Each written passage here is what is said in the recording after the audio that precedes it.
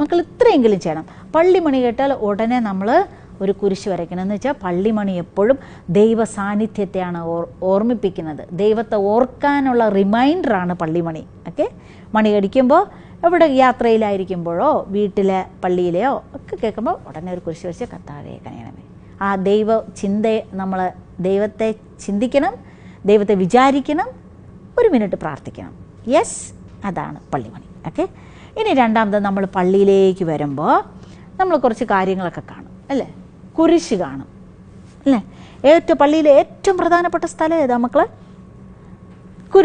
അൾത്താരയാണ് അല്ലേ? അപ്പോൾ അൾത്താരയിൽ നമ്മൾ നോക്കുമ്പോൾ ഏറ്റവും പിന്നിൽ കുരിശ് വെച്ചിട്ടുണ്ടാവും. ഈ കുരിശ് എന്താ കാണിക്കുന്നത്? നമ്മുടെ ദൈവത്തിൻ്റെ ത്യാഗനിർഭരമായ സ്നേഹം.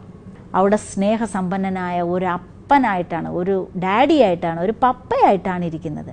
നമ്മൾ കാണും ഒരു ജ്ഞാനസ്നാന തൊട്ടി. ഈ ജ്ഞാനസ്നാന തൊട്ടി കാണിക്കണേന്നാ തേനും പാലും ഒഴുകുന്ന ആ കാനാൻ ദേശത്തിലേക്കുള്ള സ്വാഗതം. 2 നമ്മുടെ ജ്ഞാനസ്നാനം, 3 നമ്മുടെ വിശുദ്ധീകരണം, 4 പിശാചിൽ നിന്നുള്ള സംരക്ഷണം. അതാണ് ഓരോ ജ്ഞാനസ്നാന തൊട്ടി പ്രതിനിധീകരിക്കുന്നത്. പിന്നെ നമ്മൾ തീർത്ഥജലം കാണില്ലേ? ഞായറാഴ്ചയൊക്കെ ഇങ്ങനെ പള്ളിയിലെ അച്ഛൻ ഇങ്ങനെ തീർത്ഥജലം ഇടുന്നത് കാണാം. നമ്മുടെ വീട്ടിൽ ചെറിയ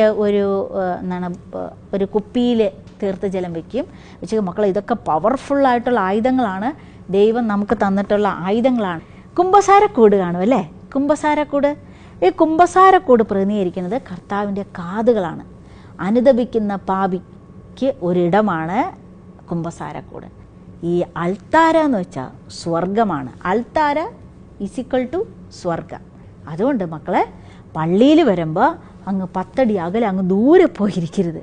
ഈ സ്വർഗത്തോട് ചേർന്നിരിക്കണം.